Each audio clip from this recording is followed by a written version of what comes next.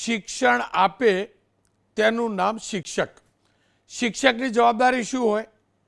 સંસ્કાર અને શિક્ષણ આ બંનેનું સિંચન કરવાનું. આપણા બાળકો કેમ જાય? શિક્ષણ મેળવવા જાય. શિક્ષક સ્કૂલમાં કેમ જાય? એને પગાર શેનો મળે? શિક્ષણ આપવાનું. પણ દુર્ભાગ્ય જોજો, મારા ગુજરાતના શિક્ષક પર એક પછી એક કરી દુનિયાભરની જવાબદારીઓ થોપવામાં આવે છે.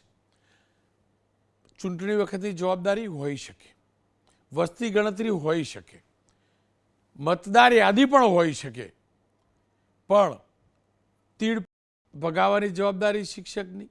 પરિપત્ર જાહેર થાય, પરિપત્ર રદ થાય. કૂતરા ગણવાની જવાબદારીનો પરિપત્ર થાય, પરિપત્ર રદ થાય, બદલાવ થાય. આ બધાની વચ્ચે તમારા ગામની અંદર શાળાની આજુબાજુમાં 100 મીટરની અંદર કોઈ પાનની દુકાન હોય તો એ બંધ કરાવવાની જવાબદારી માસ્તરની. હું સ્પષ્ટ કહું છું, આ સરકારનો કાનૂન છે. સરકારનો કાનૂન છે. શાળાની આજુબાજુની અંદર, કોઈ પણ શાળાની આજુબાજુની અંદર નિયમ પ્રમાણે પાન, સિગરેટ, બીડી, ગુટકા, ફાંકીની દુકાન ન હોવી જોઈએ, ન હોવી જોઈએ ને ન હોવી જોઈએ. પરંતુ છે. સરકાર એને રોકવામાં સદંતર નિષ્ફળ છે. અને હકીકત એ છે કે અનેક શાળાના બાળકો પણ પાન, સિગરેટની દુકાન પરથી ગુટકા, ફાંકી, ચોરી છુપીથી એ ઉપયોગ કરતા હોય તો તે, અને ન કરતા હોય ને તો કેટલાકના પિતા કે વડીલો એમની પાસે મંગાવે છે. નિયમ છે 18 વર્ષથી નીચેના તરુણોને તમાકુ પ્રોડક્ટ આપવી નહીં, દુકાન ઉપર બોર્ડ મારવું. પણ એનું પાલન કેટલા લોકો કરે છે આપણે જાણીએ છીએ. શાળાની આજુબાજુમાં બીડી, સિગરેટ, પાન, ફાંકીનું વેચાણ ન થવું જોઈએ, દુકાન ન હોવી જોઈએ. વર્ષો જૂનો પરિપત્ર છે. અત્યાર સુધી પાલન કોઈએ ન કરાયું. પાલન કરાવવું જોઈએ. પાલન કરાવવાની જવાબદારી પ્રશાસનની છે. મેં પોતે કાર્યક્રમ કર્યો છે કે આ કેમ નથી થતું પાલન. પણ એ પાલન કરાવવાની જવાબદારી મારા માસ્તરના માથે ઠોપો તો બોલવું તો પડે ભાઈ, આવું ના હોય. એટલે હું બોલી રહ્યો છું.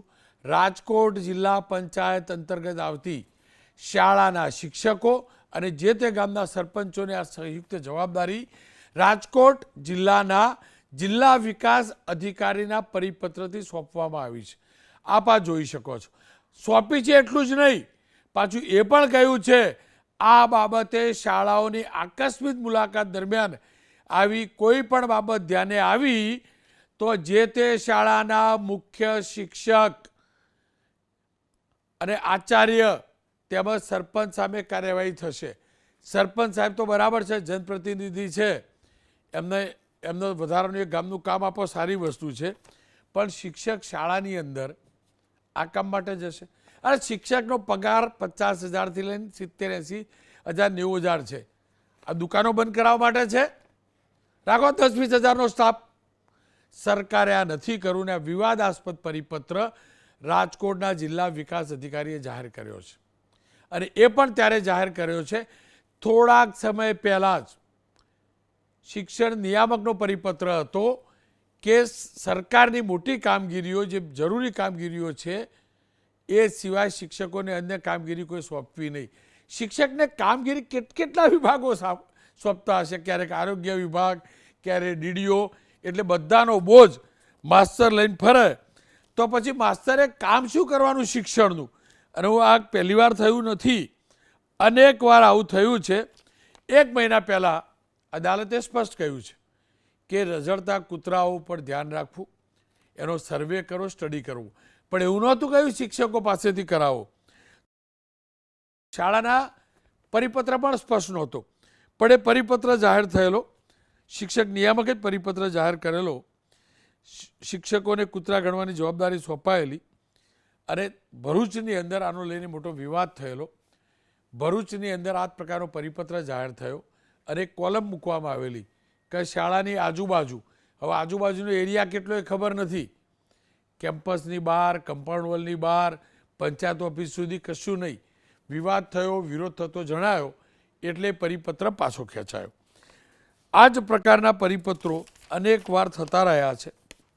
ભૂતકાળમાં તીડ ભગાવવાની, બનાસકાંઠામાં બધે તીડનું આક્રમણ હતું, તીડ ભગાવવાની જવાબદારી આપણા શિક્ષકોને આપવામાં આવી હતી 2019માં. અને થાળીઓ લઈને નીકળવાનું ને એમના ખેતરે ખેતરે ફરવાનું, એટલે પેલો ઢોલ વગાડવાનો, થાળીઓ વગાડવાની, એટલે છોકરો શાળામાં બેઠા બેઠા શું કરે ભાઈ? અને પાછું આ ત્યારે છે કે મારા ગુજરાતમાં શિક્ષકોની કમી છે. અનેક શાળાઓ એવી છે જ્યાં શિક્ષકો ઓછા છે. હું રાજકોટના ડીડીઓએ જે ઇનિશિયેટિવ લીધું છે એને સલામ, પણ ઇનિશિયેટિવ લેવાની અને ઓપરેટ કરવાની જવાબદારી, એ બંધ કરાવવાની જવાબદારી શિક્ષકોને આપ સોંપો એ કેટલું યોગ્ય એ ડીડીઓ સાહેબ કદાચ વધુ સારી રીતે કહી શકશે. અમે પ્રયાસ પણ કરીશું આવતીકાલે એમનો ઇન્ટરવ્યૂ કરવાનો કે સાહેબ જણાવો તો ખરા, આ શિક્ષકને જ કેમ કહેવામાં કોઈ બીડીવાળી દુકાન બંધ કરાવો, ફાંકીવાળી દુકાન બંધ કરાવો, બીજો કોઈ સરકારી વિભાગ જ નથી? તમારા પંચાયતના કર્મચારીઓ હશે, તલાટી મંત્રી પણ તો હોય ને ગામની અંદર સરપંચની જોડે, એમને પણ તો કહેવાય ને, તો ગામ ગામ ફરતા હોય. શિક્ષક તો શાળામાં જ રહેતા હોય, પરંતુ આખા ગામમાં ફરતા હોય, એમને કહેવાય ને. બહુ બધા વિભાગ છે.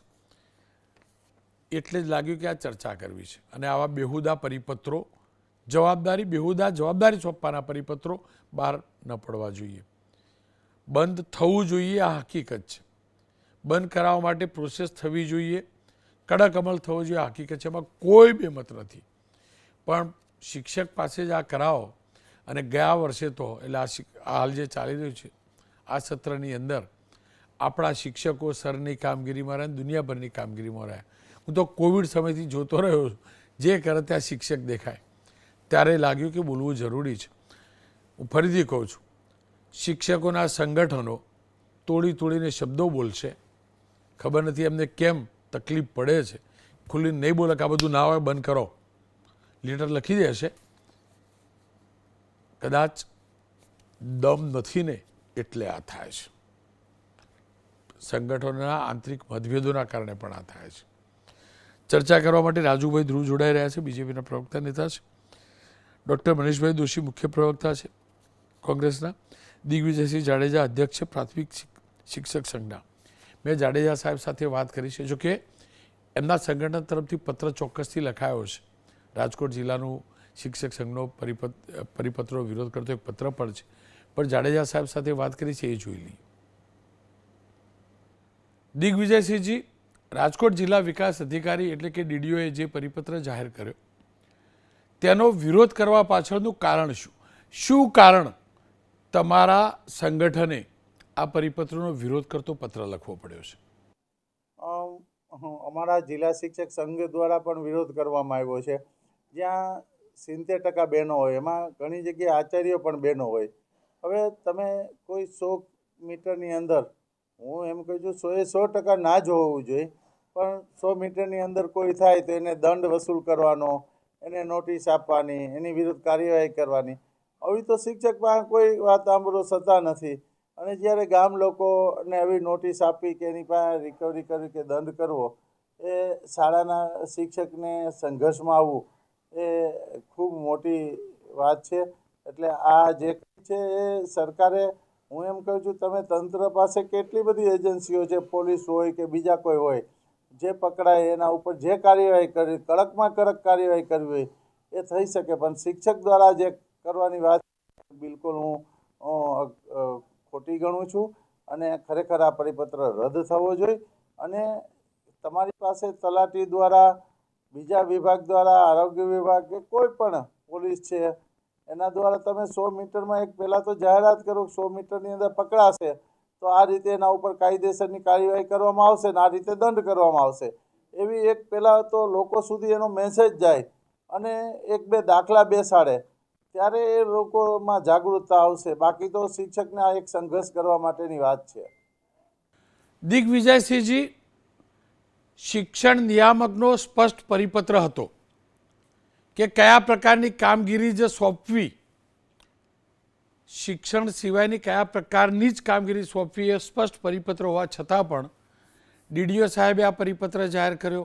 અનેકવાર બીજા વિભાગના લોકો પરિપત્ર જાહેર કરે, શિક્ષકોને આ જવાબદારી સોંપે. શું કારણ હોઈ શકે? શું કારણ કે આ બધા અધિકારીઓને આપણા માસ્તરો માટે આટલો બધો પ્રેમ? શું કારણ દરેક કામગીરી તમને લોકોને સોંપવામાં આવે?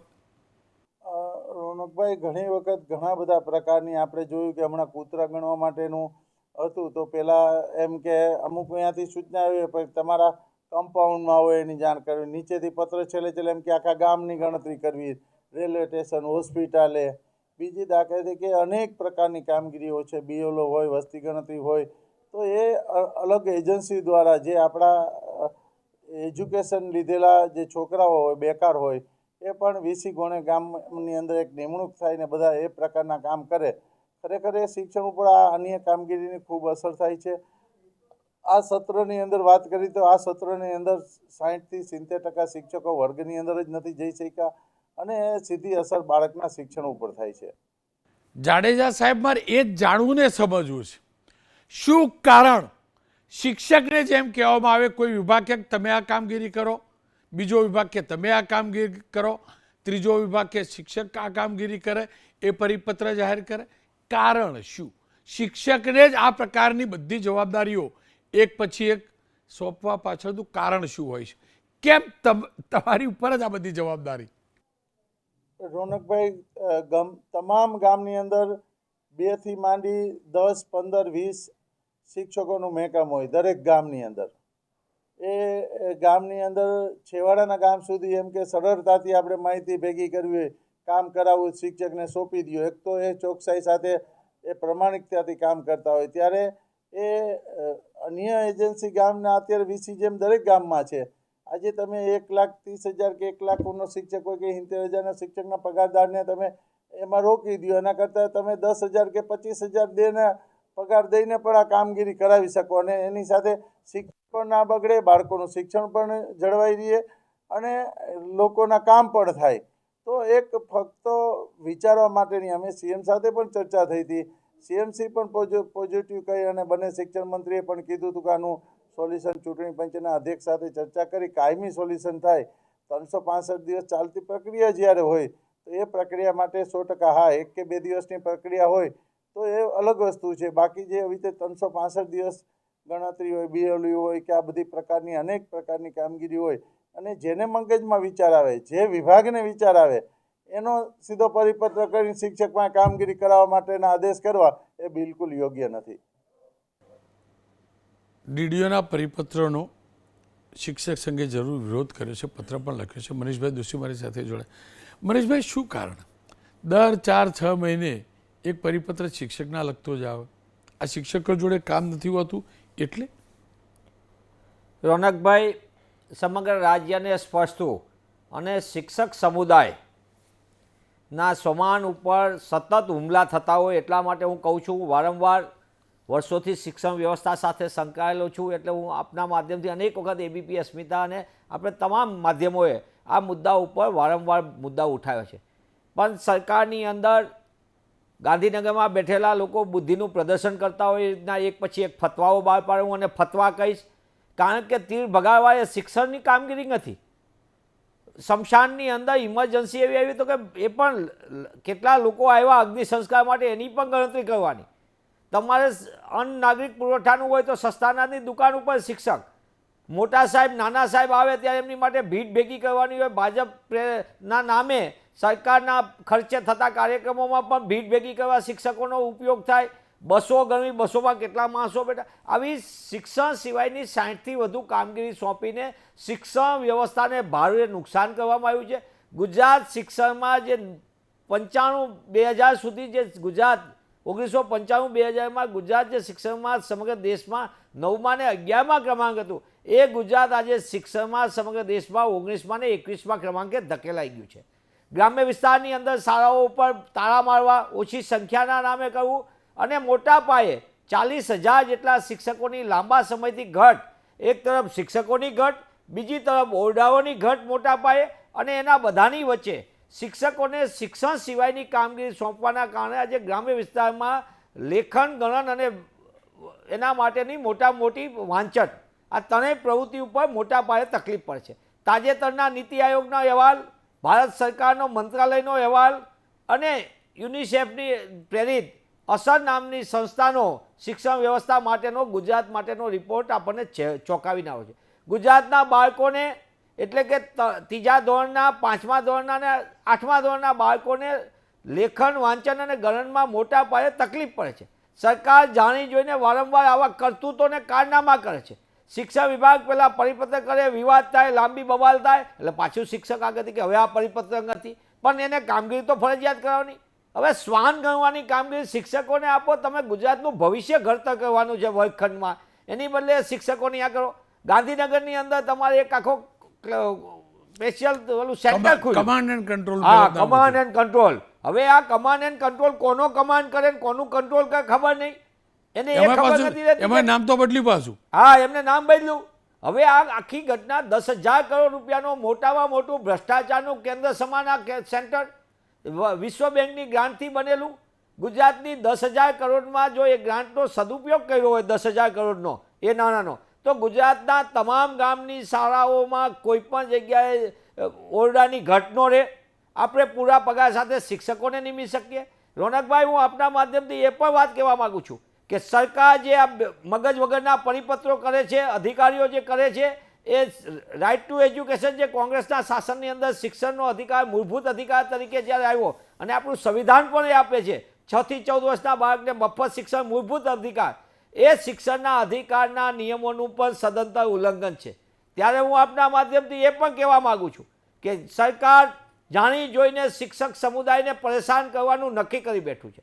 તમે તમારી શરૂઆતની વાતમાં એ પણ કીધું કે એમના સંગઠનના વડાઓ, હું નિશ્ચિતપણે કહીશ, સંગઠનના વડાઓ એમની પોતાની ગોઠવણ અને એમના કામમાં વ્યસ્ત રહેવાના કારણે આજે ગુજરાતની અંદર શિક્ષકો સમુદાયનું સંગઠન છે, પણ શિક્ષકોના સમાજને ન્યાય મળે એવી નક્કર કામગીરી શિક્ષક સમાજ તરફ થવી જોઈએ, એ ગુજરાતમાં થતી નથી. ખાસ કરીને ગ્રામ્ય વિસ્તારની અંદર શાળાઓની આસપાસના પાનના ગલ્લાઓ માટે તમે સાચી વાત કીધી. ગુજરાતમાં કાયદો છે કે શાળા કોલેજોની આસપાસમાં 100 મીટરની અંદર પાન ગલ્લાનું વિતરણ ન કરી શકાય, વેચાણ ન કરી શકાય. આ ગુજરાત સરકારનો પોતાનો જ એક જ વિભાગમાં 2 દિવાલો વચ્ચેનું અંતરનું સરકારની સંકલનનો કેવો અભાવ. એક વિભાગ એમ કહે છે કે 100 મીટરના અંતરમાં તમે વેચી ન શકો, નશીલા પદાર્થને ઓલું તમાકુને એનું વેચાણ ન કરી શકો.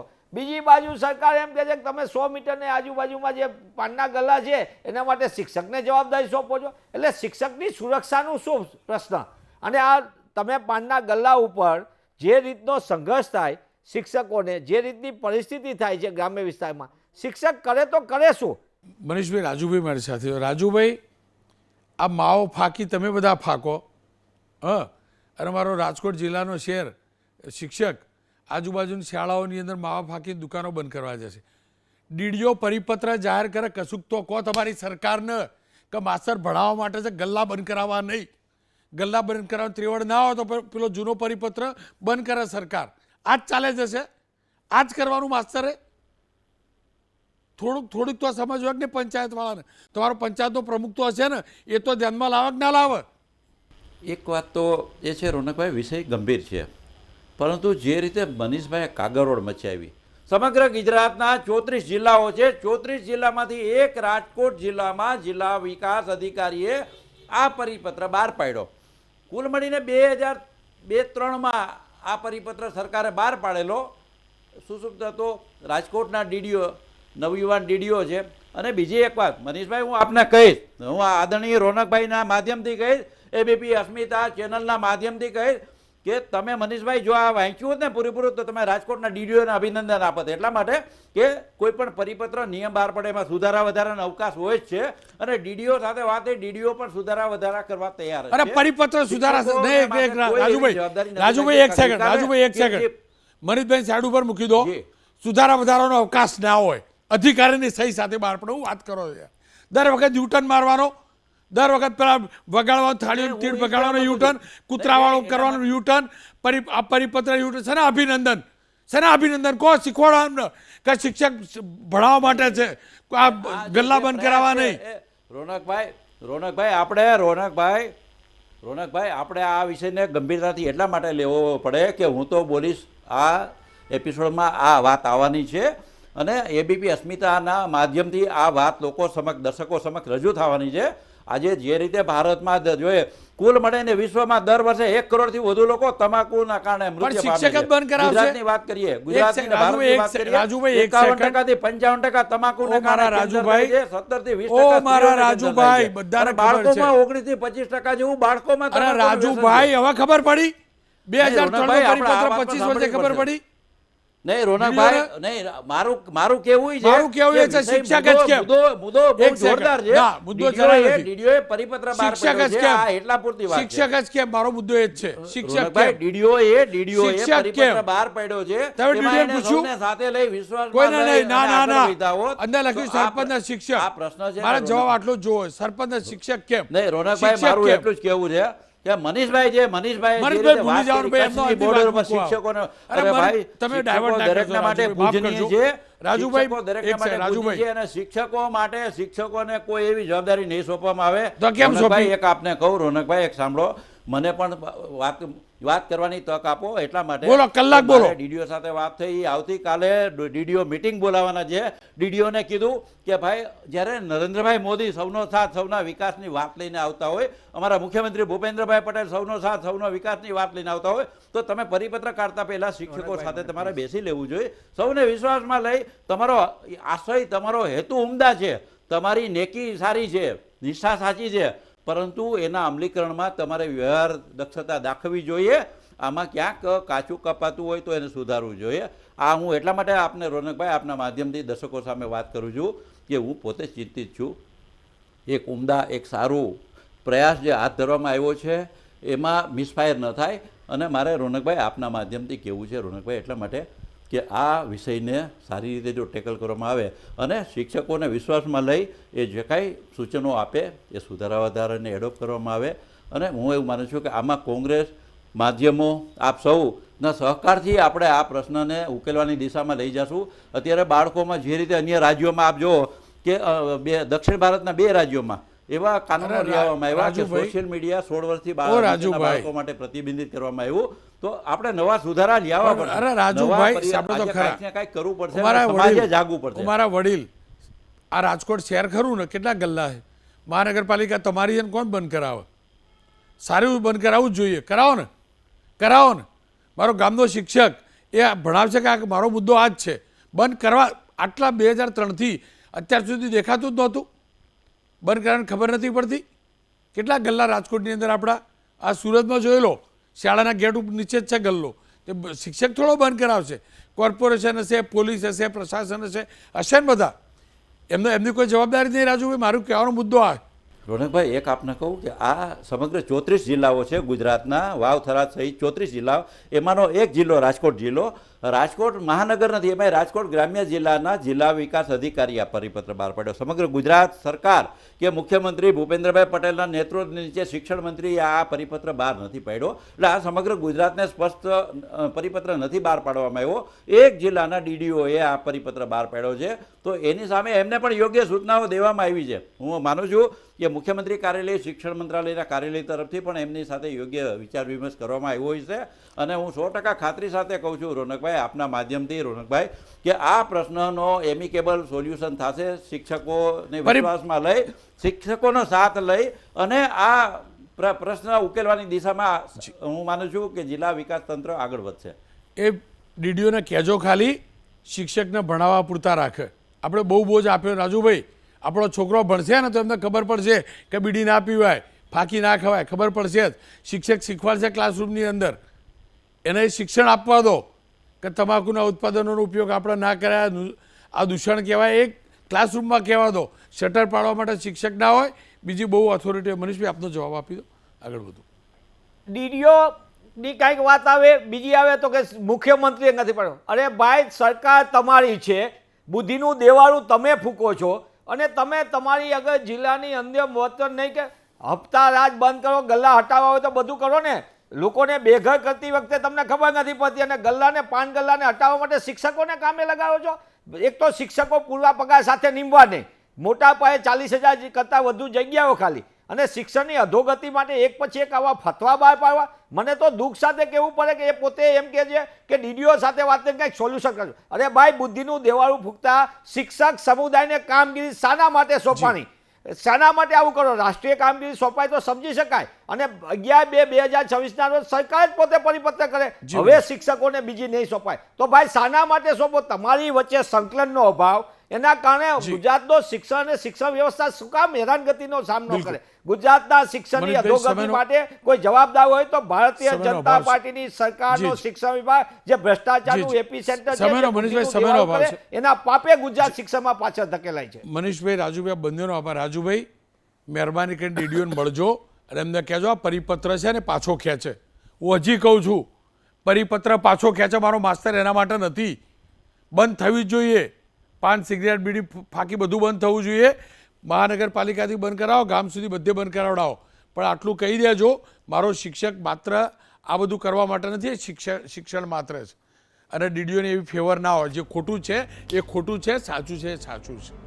હું તો બોલીશ, મળીશ એક વિરામ અને વિરામ બાદ વાત કરીશ આંગણવાડી બહેનોનું દર્દ.